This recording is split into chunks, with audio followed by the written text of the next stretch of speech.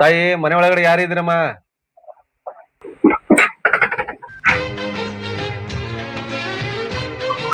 ತಾಯಿ ಏನನ್ನ ಭಿಕ್ಷೆ ಇದ್ರೆ ನೀಡಮ್ಮ.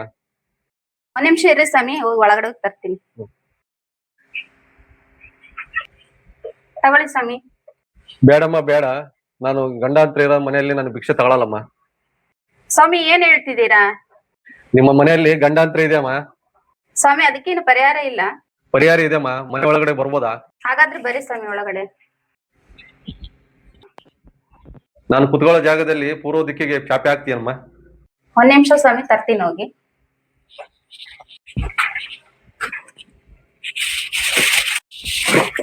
ಬನ್ನಿ ಸ್ವಾಮಿ, ಕುತ್ಕೊಳ್ಳಿ. ಬಾರಮ್ಮ ನೀನು ಇಲ್ಲಿ ಕುತ್ಕ. ನೋಡಮ್ಮ, ನಿಮ್ ಮನೆಯಲ್ಲಿ ಎಷ್ಟು ಜನ ಇದ್ದೀರಿ? ಸ್ವಾಮಿ ನಾನು ನಮ್ಮ ಯಜಮಾನ್ರು ಇಬ್ರೇ ಇರೋದು. ನಿಮ್ ಮನೆಯಲ್ಲಿ ಏನಾನ ಗಲಾಟೆ ಮಾಡ್ತಾ ಇರ್ತೀರಾ?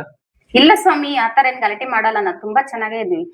ಈ ಮನೆಯಲ್ಲಿ ಏನು ವರ್ಕೌಟ್ ಆಗಂಗಿಲ್ಲ, ಏನಾದ ಬೇರೆ ತರ ಯೋಚನೆ ಮಾಡ್ಬೇಕು. ಏನ್ ಯೋಚನೆ ಮಾಡ್ತಾ ಇದ್ದೀರಾ ಸ್ವಾಮಿ? ಇಂಥ ಸುಂದರವಾದ ಸಂಸಾರದಲ್ಲಿ ಗಂಡಾಂತರ ಬರ್ಬಾರ್ದತ್ತಮ್ಮ, ವಿಧಿ. ಹೋಗಿ ಒಂದು ಗ್ಲಾಸ್ ನೀರು ತಂಬರ್ಮ. ಸರಿ ಸ್ವಾಮಿ, ತರ್ತೀನಿ.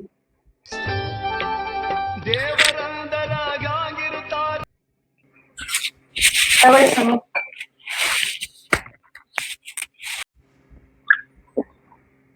ಸ್ವಾಮಿ ಯಾಕೋ ತುಂಬಾ ಭಯ ಆಗ್ತಿದೆ ನನಗೆ.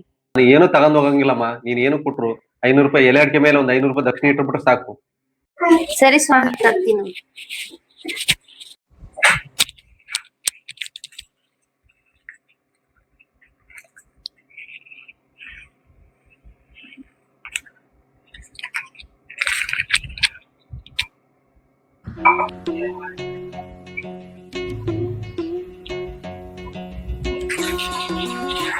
ತಗೊಳ್ಳಿ ಸ್ವಾಮಿ.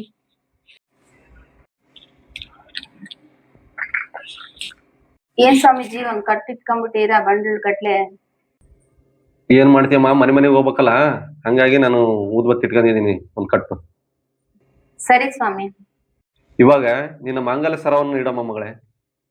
ಅಯ್ಯೋ ಸ್ವಾಮಿಗಳೇ, ನೀನು ಭಯ ಪಡಬೇಡ ಮಗಳೇ, ಚಿಕ್ಕ ಪೂಜೆ ಮಾಡ್ತೀನಿ.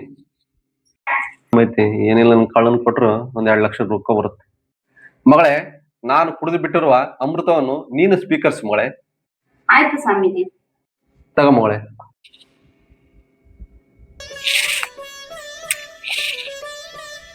ಸ್ವಾಮೀಜಿ ಯಾಕೋ ತಲೆ ಸುತ್ತಂಗ್ ಆಗ್ತಿದೆ.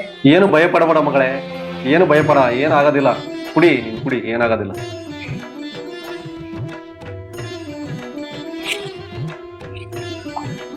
ತಪಾಸ್, ಓಂ ನಮಃ ತಪಾಸ್. ಸ್ವಾಮೀಜಿಗಳನ್ನು ನಂಬೋಣ, ಆದರೆ ಇಂಥ ಕಳ್ಳ ಸ್ವಾಮೀಜಿಗಳನ್ನು ನಂಬಿ ಮೋಸ ಹೋಗಬೇಡಿ.